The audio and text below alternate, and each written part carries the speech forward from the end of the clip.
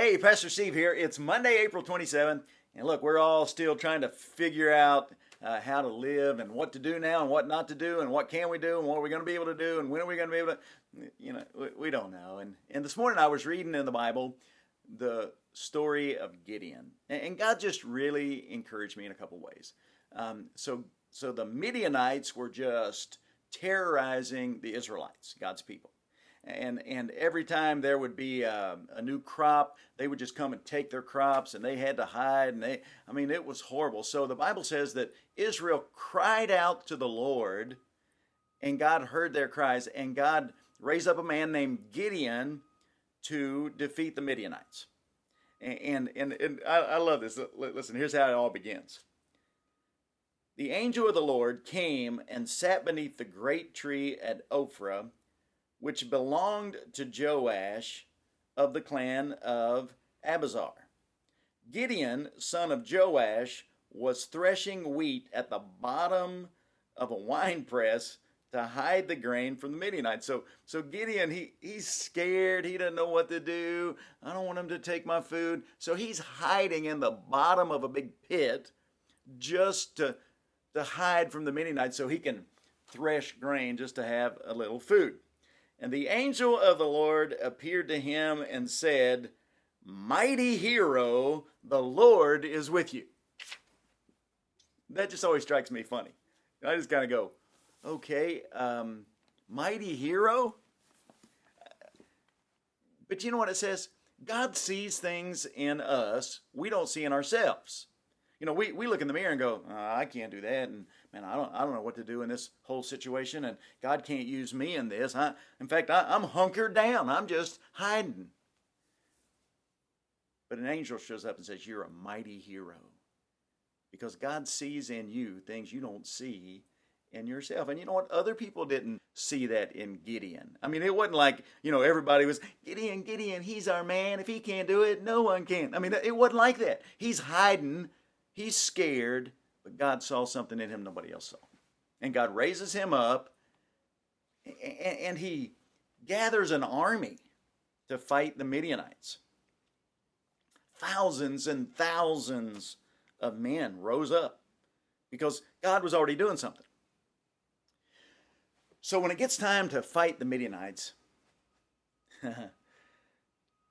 God says, "You got too many men. Because if you have this many men, people are going to say, you did it, not me."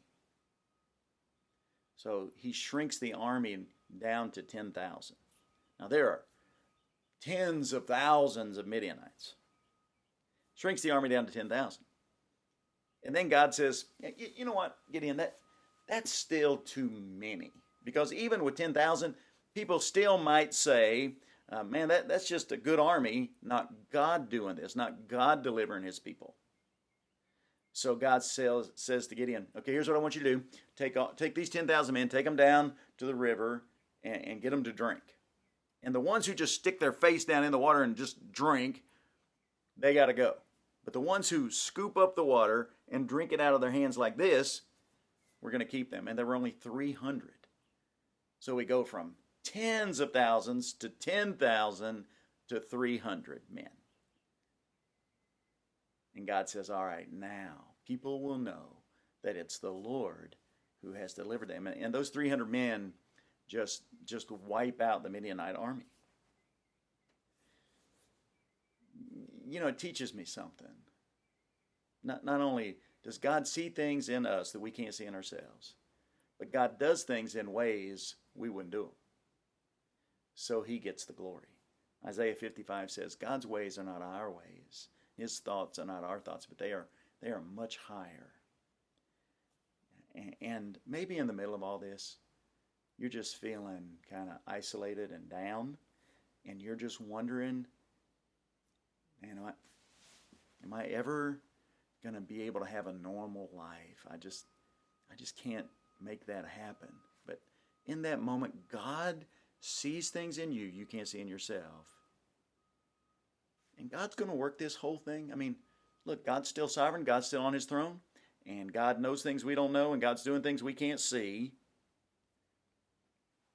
God could have stopped this anytime he wanted to. But God allows these things to happen to teach us things we can't learn any other way. Because God does things in different ways than we do them, because his thoughts are higher than our thoughts and his ways are higher than our ways. Jenny and I were sitting on the front porch last night, and we began to notice something the last couple of weeks. Every evening, just seems like dozens of families come walking by together. They weren't doing that before. Seems like God's doing something in families he wasn't doing before. And this was necessary to make it happen, and God knows that. And my prayer is that God comes and delivers his people, just like he did in the days of old, because God's still God and his ways haven't changed. And maybe through some of this fear and through some of this isolation, through some of this getting down in a hole, God's going to create a real spiritual awakening in our country. And I want to ask you to join me in that prayer, because I believe God can do that. So I want you to remember a couple things today. God sees things in you can't see in yourself. You are a mighty hero for God. Second thing, God does things differently than we do them, and God is doing things just for you right now, just for our nation right now, that we can't see. So let's trust him. God bless you. See you tomorrow.